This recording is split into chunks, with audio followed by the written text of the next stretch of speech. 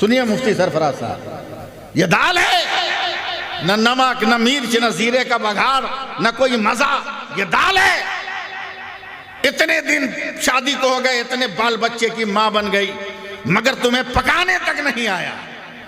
गुस्सा हो के औरत अपनी जगह से उठी, क्या हुआ?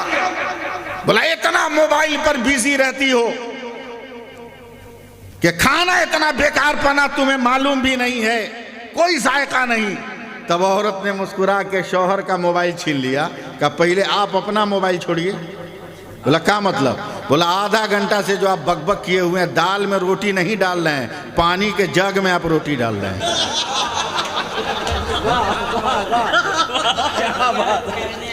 क्या कहने, क्या कहने। ऐसे दौर में कैसी जिंदगी हम गुजारें कि हमसे अल्लाह राजी हो जाए। याद रखिए, मैं एक बहुत पते की बात बोल के निकल जा रहा हूं, जल्दी से, एकदम जल्दी से, चूंकि पढ़ा लिखा स्टेज है। हाँ, अब मुबारक साहब इसके अनाउंस ही कर रहे हैं, जब अनाउंसरी मुबारक है तो फिर क्या बात है। हाँ, इसलिए मुफ्ती सरफराज साहब एकदम जल्दी से, कहीं भूल होगी तो बताइएगा आप लोग। अल्लाह ताला ने कुरान के दूसरे पारे में, हाफिज ज़ीशान साहब इरशाद फरमाया, फ़ज़्कुरूनी वज़्कुरकुम, तुम मेरा जिक्र करो मैं तुम्हारा चर्चा करूंगा। इस पर सुभान अल्लाह कहिए। हाँ, मैं भी समझाऊंगा। अल्लाह फरमाता तुम मेरा जिक्र करो मैं तुम्हारा चर्चा करूंगा। फिर मैं इसका तर्जमा कर रहा हूं एक बार और, ऐ बंदो तुम मेरा जिक्र करो मैं तेरा चर्चा करूंगा, मैं तेरा चर्चा करूंगा। फिर एक बार सुनिए ताकि मैं बात समझा सकूं। ऐ मेरे बंदो तू मेरा जिक्र कर मैं तेरा चर्चा करूंगा। सुभान अल्लाह बोलिए। जिक्र करने की जिम्मेदारी बंदों को दिया, चर्चा करने का काम अपने जिम्मे करम पे रखा। मैंने तसव्वुर में कहा या रसूल अल्लाह, जिक्र इंसान कब तक करेगा? अबू बकर ने कब तक किया, उमर ने कब तक किया, उस्मान ने कब तक किया, मौला अली ने कब तक किया, हसनैन ने कब तक किया, फातिमा ने कब तक किया, हजरत आयशा ने कब तक किया? यार सहारा दो ना। साहबा ने, साहबियात ने, सलफ सालेहीन ने कब तक किया? तो मुफ्ती सरफराज साहब ने आवाज लगाई, मौलाना जब तक जिंदा है तब तक, जब तक तब तक इस्तेकबाल कीजिए आप। जब तक जिंदा है तब तक। अब यहीं से जरा घूमना, 40 साल तक मौलाना फारूक अल्लाह का जिक्र करते रहे, सुभान अल्लाह। मौत हो गई, जिक्र का सिलसिला बंद, यानी जिक्र करने वाला मर जाएगा, मगर जिसे चर्चा कर रहा है वो मरने वाला नहीं है। लाता खुजू से ना बोला, सुभान अल्लाह। नारे तकबीर, नारे रिसालत, फैज़ाने असदुल उलमा हज़रत अल्लामा सैफुल्लाह अली मिज़ाब किबला। बाबा आपको अल्लाह चर्चा करता रहेगा, और जनाजा से लेकर अब तक और अब से लेकर कयामत तक ये उसके जिम्मे करम पर है, ये उसके जिम्मे करम पर। अब कुछ लोग कहते हैं कि कब तक तेगी तेगी करते रहोगे, कब तक फारूक फारूक करते रहोगे, क्या करोगे भाई? भाई भी तो नहीं कर सकते, क्या करोगे तुम? हमारी फितरत ही ऐसी है, हमारी फितरत ही ऐसी है। मुबारक साहब, आम के सीजन में हर पेड़ वाला कहता है ये मेरे पेड़ का फल है। सुनिए क्या कहता है, ये मेरे पेड़ का फल है। लीची वाला कहता है ये मेरे दरख्त की लीची है। हर फल वाला कहता है कि ये मेरे पेड़ का है, दरख्त का है। और जैसे ही फल वाले ने कहा ये मेरे दरख्त का है, मेरे हाथ में एक आरी है, एक टेंगारी है, लोहे का हथियार है, मैंने उस फल वाले को पकड़ा, कहा ये तेरे पेड़ का है, ये आम तेरे पेड़ का है। कहा मौलाना कसम खुदा की मेरे पेड़ का है। मैं आरी लिए दिए मुफ्ती सरफराज साहब, पहुंचा उस बगीचा में जहां आम का पेड़ था। कहा बता किस पेड़ का ये आम है? उसने कहा इस पेड़ का आम है। मैंने कहा चल इसे टुकड़े टुकड़े काट, अगर एक आम भी इसके भीतर से निकाल दिया तो मैं तुम्हारा गुलाम बन जाऊंगा। वो पेड़ को टुकड़े टुकड़े करेगा, एक आम भी नहीं निकल सकता है उससे, तो कहना पड़ेगा वहां उर्फे आम में कहा जाता है ये आम के पेड़ से आया है, मगर देने वाला तो परवरदिगार है, अता करने वाला परवरदिगार है, पैदा करने वाला परवरदिगार है। हम इसलिए फारूक तेगी कह रहे हैं जीने का सलीका उसने दिया, तरीकत उसने दिया, शरीयत उसने दिया, अदालत का हुनर उसने दिया, खिदमत का हुनर उसने दिया, माँ की अजमतें उसने बताई और बाप का वकार उसने बताया, पीर की अजमतें उसने बताई, आला हजरत का मकाम उसने बताया। सुभान अल्लाह, सुभान अल्लाह। नारे तकबीर, नारे रिसालत, वाह वाह वाह वाह। बस सिर्फ हमारा मुतालबा है कि हम अपने आप को पहचान जाएं, हम अपने आप को पहचान जाएं। जिस दिन अपने आप को पहचान जाइएगा ना, कसम खुदा की उस दिन आपसे अच्छा कोई नजर नहीं आएगा। हक है। अपने आप को पहचान जाइए, अपने आप को ज्यादा पर्दों में मत छुपाइए, अपने आप को। एक नौजवान की शादी हुई जिशान भाई, शादी की पहली रात गुजर गई। नौजवान बाथरूम से नहा के निकल रहा, रास्ते में नौकरानी चाय लेके खड़ी। जैसे ही नहा के निकला तौलिया से बाल पोंछता हुआ नौकरानी ने चाय बढ़ाया। जैसी ही चाय बढ़ाई नौकरानी ने, उस नया नवेला सजेला दूल्हा नौशा ने एक तमाचा खींच के मारा नौकरानी को और उसकी कलाई पकड़े पकड़े अपनी माँ के पास ले गया। बोला अम्मी जान चोर पकड़ा गया।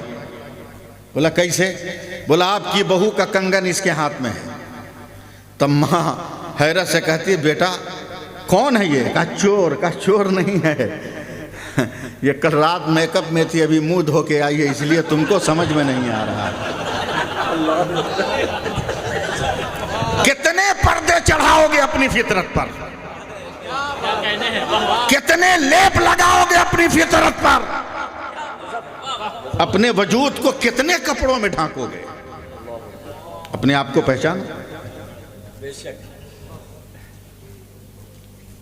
थोड़ी देर के लिए और 5-10 मिनट मेरा साथ दीजिए आप, वक्त बहुत ज्यादा हो गया है। बैगन टमाटर मिर्चा वगैरह का पेड़ देखा है कि नहीं आप लोग? हैं? आम का पेड़ देखा है? इसलिए पूछ रहे हैं कि आप लोग शहर में रहते हैं, पता नहीं देखे कि नहीं देखे हैं, समझे? देखे कि नहीं देखे? हाँ। एक दावत में आम खा रहे थे हम लोग, समझे? इत्तेफाक से आम का नाम था लंगड़ा। खाने वाले ने एक साहब ने कहा ठीक नहीं। हमने कहा कैसा रहेगा जब ऐबदार है तो, जब हैंडीकैप है तो कैसा रहेगा ये? आम देखा है ना, आम का पेड़ भी देखा होगा, जो लोग देखे हैं बोले जरा सा। आम के मौसम में जब उस पे फल आता है तो क्या कभी आम के पेड़ को फल खाते हुए देखा है आपने? तवज्जो दीजिए, मैंने 2-4-10 मिनट मांगा है आपसे, कभी देखा उसको खाते हुए? ए पेड़ तू सारे जमाने को खिला रहा है फल, खुद क्यों नहीं खाता? तो वो पेड़ कहता है मेरा मकसद वजूद ये है कि मैं खुदा के बंदे को खिलाऊं मगर खुद न खाऊं। हर मखलूक दरिया से पानी पीती है, मगर चलो दरियाए हुगली से के किनारे पानी में मुंह लगा कर पानी से पूछे कि तूने कै घोंट पानी पिया है, तो दरिया कहेगा मेरा काम है प्यासों को सैराब करना, पीना मेरा मकसद वजूद नहीं है, पिलाना मेरा मकसद वजूद है। चराग देखिए, चराग चारों तरफ उजाला मगर उसके पेंदे में अंधेरा, करीब में अंधेरा। ऐ चिराग ये क्या जिंदगी है, चारों तरफ तुमने नूर बिखेर दिया, तेरे कदमों तले अंधेरा। तो चिराग कहता है औरों को रोशन करना मेरा मकसद वजूद है, अपने आप को रोशन करना मेरा मकसद नहीं है। क्या बात है। एक मोमबत्ती को लीजिए, एक मोमबत्ती को लीजिए कि तू अपने वजूद को खत्म करके दूसरे को नूर दे रही है, तो मोमबत्ती कहती है पिघल कर मर जाना ये मेरी फितरत है, और औरों को उजाला दे देना ये भी मेरी फितरत है। अपने आप को बचाना मेरा मकसद वजूद नहीं। तवज्जो देंगे आप? जमाने की हर शय से सवाल कीजिए, हर शय का जवाब होगा मेरा मकसद वजूद। मगर आप कब अपने मकसद वजूद को पहचानिएगा, कब जानिएगा कि आपको क्यों पैदा किया गया? तो कहीं मत जाओ, कुरान उठाओ और उससे पूछो मेरी पैदाइश का मकसद क्या है, मेरा मकसद वजूद क्या है? तो कुरान कह रहा है वमा खलक़तुल जिन्न वल इंसा इल्ला लियअबुदून, अल्लाह ने इंसान और जिन्नात को अपनी इबादत के लिए पैदा किया है। आज मौलाना फारूक तेगी का नाम घर घर क्यों है? क्या बात है, जिंदाबाद जिंदाबाद। आज हजरत शेर बंगाल रहमा का नाम घर घर क्यों है? नमाज पढ़ते थे इसलिए ना, है? अरे बोलो ना, नमाज पढ़ना और है, दिखाना और है। अहले सुन्नत वल जमात पढ़ते हैं और लोग दिखाते हैं, और लोग दिखाते हैं।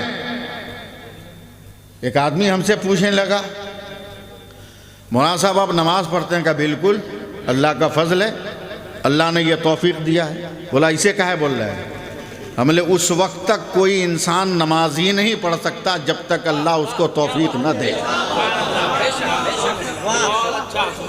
अल्लाह तौफीक दे रहा, पढ़ रहा हूं। बोला कुछ नजर नहीं आ रहा आपको? हमने कहा नजर आए? कहा बोला कुछ नमाज की निशानी सुने को। कैसी निशानी खोज रहे? पूछो ना, साफ साफ पूछो हमसे, कैसी निशानी तलाश कर रहे हो? साफ साफ पूछो। बोला चेहरे से लग नहीं रहा, हमने जो दिखाता है उसको लगता है, और जो अदा करता है उसका कहीं और होता है, उसका कहीं और होता है। ये भी फलसफा आज तक आप लोगों को समझ में नहीं आया होगा, समझ लीजिए आज शेर बंगाल के सदक़े में। हाँ, और ट्रेन पे सफ़र करते हुए मुझको जिशान भाई ने भी देखा होगा, असद भाई भी नहीं देखा होगा। ट्रेन में बैठने के बाद बहुत जल्दी हम लुंगी पहन लेते हैं ताकि आराम रहे। साइड लोअर सीट है मेरी, मैं बैठा हूँ। बोला कहाँ निशानी है? मैंने कहा तू बता कहाँ है। तो दिखाया, यहाँ यहाँ दिखाया। ये भी एक मसला है, इस समझ में नहीं आया था हमको। असद भाई बहुत माहिर आदमी का नाम है। पूरे हिंदुस्तान के उलमा शोरा को मोबाइल पे जब वो डिस्टर्ब होते हैं तो उनसे हल करते हैं। जानते हैं अल्लाह ने इल्म दिया है, तरीक़ा दिया है। मेरा मोबाइल भी ऑन है मगर नेटवर्क नहीं आ रहा है। मैं परेशान डिप्रेशन का शिकार हूँ। मैंने असद भाई को दिया, कहा देखिए मोबाइल ऑन है, रिचार्ज भी है, बैलेंस भी है। मौलवी का मोबाइल है ना, बैलेंस भी है। टोका मारने की आदत हम लोगों की थोड़ी है। हाँ, बैलेंस भी है मगर नेटवर्क नहीं आ रहा है। माहिर आदमी उलट पलट के इन्होंने देखा, बैक कवर खोला, उसकी बैटरी निकाली, तब मुझको देख के कह रहे हैं खैरियत है ना मौलाना साहब? ने कहा बिल्कुल अल्हम्दुलिल्लाह। बोला ना हमको तो खैरियत नहीं लग रही। मैंने कहा क्या है, क्यों? बोला इसका सिम कहाँ है? तब हमको याद आया कि पॉकेट में है। तब मैंने कहा सर भाई हमारा सिम तो पॉकेट में है। बोला जिंदगी भर नेटवर्क नहीं आएगा। बोले क्यों? बोला जब तक सिम भीतर नहीं होगा नेटवर्क नहीं आएगा। क्या अच्छा, बाहर रखोगे नेटवर्क नहीं आएगा। मैंने इनका हाथ चूम लिया, कहा असद भाई आपने जन्म जन्म का मसला हल कर दिया।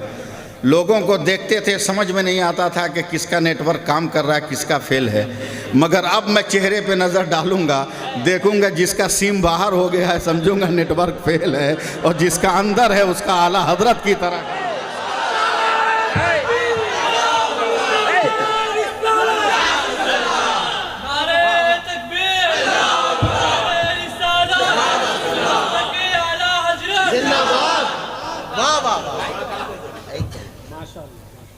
अब हमको बार बार कह रहा है कि कोई निशानी दिखाइए।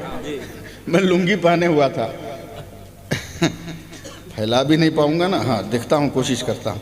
मैंने पाँव फैलाया ऐसे, कहा निशानी देखेगा? बोला हाँ। हम मैंने इसे उठाना शुरू किया तो बोलता क्या कर रहा है? मैंने निशानी दिखाएंगे, समझे, निशानी दिखाएंगे। कहा ये कौन निशानी है? कहा ये अदा करने वालों की निशानी। क्या बात, क्या बात। मैंने जब घुटना तक खोला तब देख के बोला कि हाँ है, तो हमने देख लिया ना, ये ओरिजिनल माल है। मुसलसल सजदे में जाने की वजह से सिर्फ पेशानी ही पे ठेला क्यों पड़ेगा, घुटने में भी पड़ना चाहिए, घुटने में पड़ना चाहिए। बस जी लगाइएगा, 2-4 मिनट और बर्दाश्त कीजिए। हाँ, जो लोग कहते हैं कि ये वो वैसे लोगों के लिए तो बातें मत कीजिए।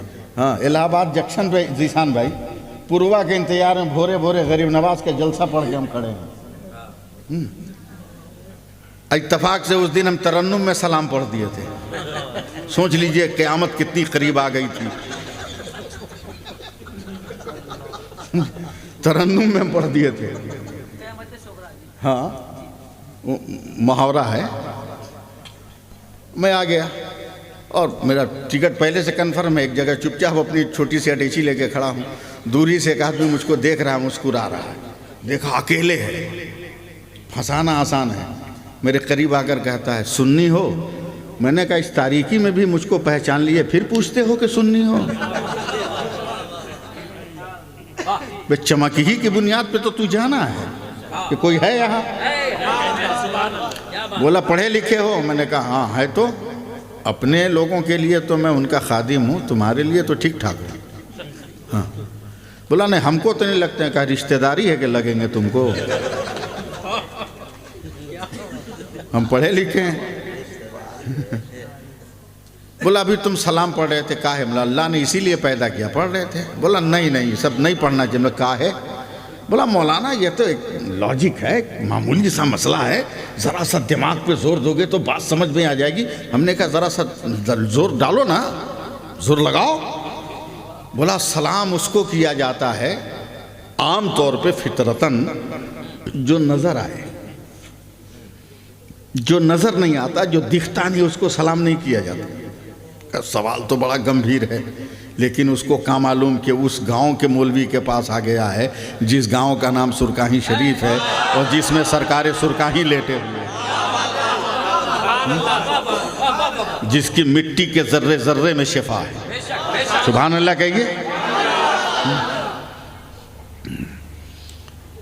मैं पान खाने वाला आदमी, मुफ्ती साहब मैं पान खाने लगा, यानी नेगलेक्ट कर दिया उसको, अदम तवज्जुही का, बेतवज्जुही का उसको शिकार मैंने बना लिया। 5 मिनट के बाद हमको ठोक दिया। बोला कहाँ मौलाना जवाब नहीं है? तो हम चूना लेके खाने लगे। कोई तवज्जो नहीं, एकदम नेगलेक्ट कर रहे उसको। 10 मिनट के बाद फिर हमको मारा, ठोका। बोला कहाँ मौलाना? खटिया खड़ी हो गई, बिस्तर गोल। तो हम ज़रा आगे बढ़ के रेलवे लाइन पे थूकने चले गए। उस वक्त पाबंदी नहीं थी। हाँ, थूकने चले गए। थूक के जब पलटे तो बोला कहाँ मौलाना? जवाब नहीं दीजिएगा। बस इतना ही तो मुझको इंतज़ार ही था। मैं देख लिया था जवाब कहाँ है। अचानक उसके मोबाइल पे घंटी बजने लगी और जैसी घंटी बजी देखा कलीमुल्लाह अस्सलाम वालेकुम, और जैसी बोला हम लपक के छीन लिए मोबाइल। बोला खैरियत? बोला क्या हुआ? हमने 22 मिनट से तू हमको डिस्टर्ब किया है कि बेगर देखे हुए सलाम नहीं करना चाहिए। ये जिस कलीमुल्लाह को तूने सलाम किया उसका थोबड़ा देखा है क्या तू?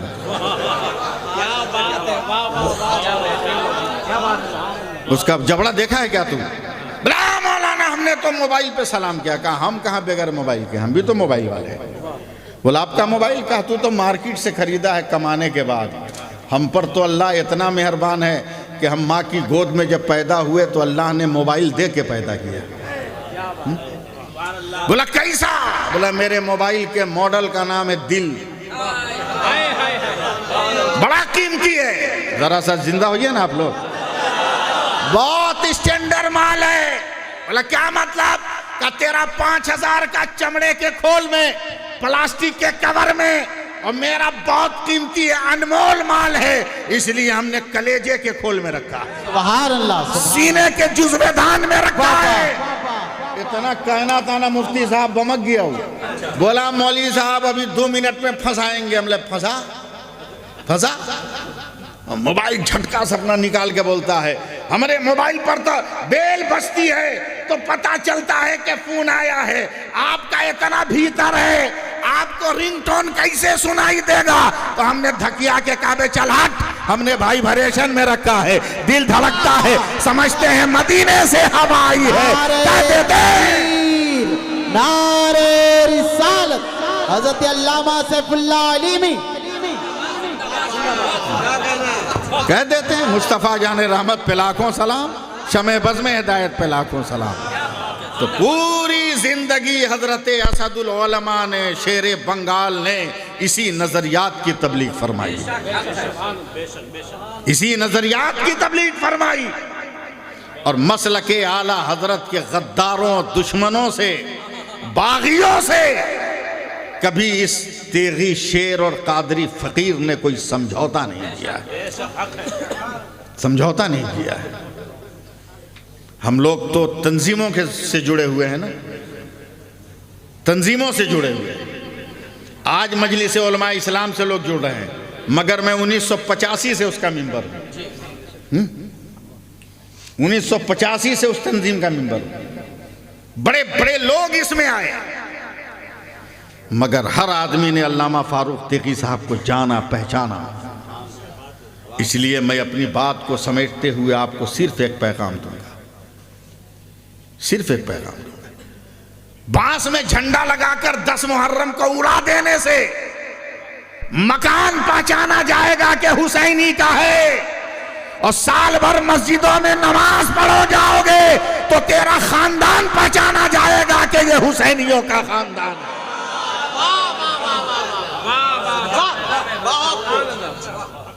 रोज बज़्म कीजिए शेरे बंगाल के नाम पर, मगर ये बज़्म मुख्तलिफ औकात में हो।